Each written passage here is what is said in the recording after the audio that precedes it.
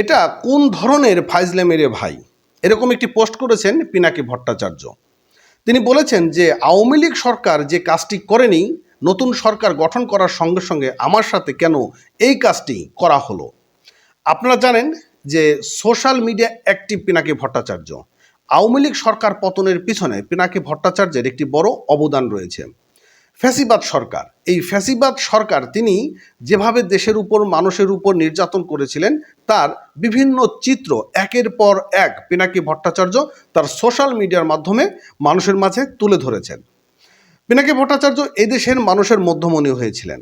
তিনি সরকার হটানোর পিছনে যে ধরনের অবদান ছিল এবং তিনি এই যে কোঠা বৈষম্য আন্দোলন, এই কোঠা বৈষম্য আন্দোলনকারীদের যেভাবে সাপোর্ট করেছেন, এই সাপোর্টের প্রতিদান তিনি কিভাবে পেলেন, এরকম একটি পোস্ট তিনি করেছেন।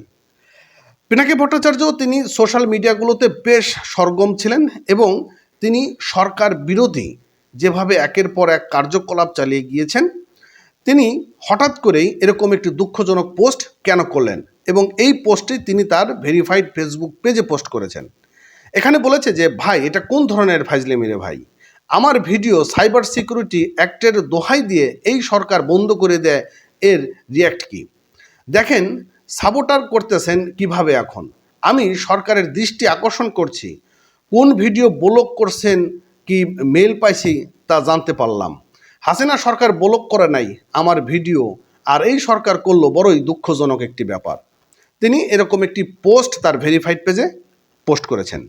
এখানে তার একটি দুঃখ থাকারই কথা রয়েছে, কারণ তিনি যেভাবে ফ্যাসিবাদ সরকার নিয়ে বিভিন্ন সোশ্যাল মিডিয়াগুলোতে অ্যাক্টিভ ছিলেন, পাশাপাশি দেশের যে বৈষম্যতা ছিল সেই বৈষম্যতার যে চিত্রগুলো, সেই চিত্রগুলো তিনি যেভাবে তুলে ধরেছিলেন, তার একটি বড় অবদান কিন্তু রয়েছে এই সরকার হটানোর পিছনে। পাশাপাশি পিনাকি ভট্টাচার্য দেশের আপামর জনগণের যে মনের কথাগুলো, যে কথাগুলো অনেকেই বলতে চায়নি, সেই কথাগুলো পিনাকি ভট্টাচার্য বলে এসেছেন।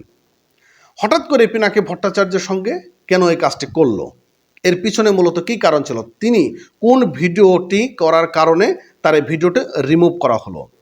তো যাই হোক, এইভাবে আগামী দিনে হয়তো এই ভুল ত্রুটি থাকবে না। তো পিনাকি ভট্টাচার্যের এই দুঃখজনক পোস্ট আসলে আপনাদের মধ্যে কী ধরনের রিয়্যাক্ট হতে পারে তা কমেন্ট করে জানিয়ে দেবেন। ভালো থাকবেন।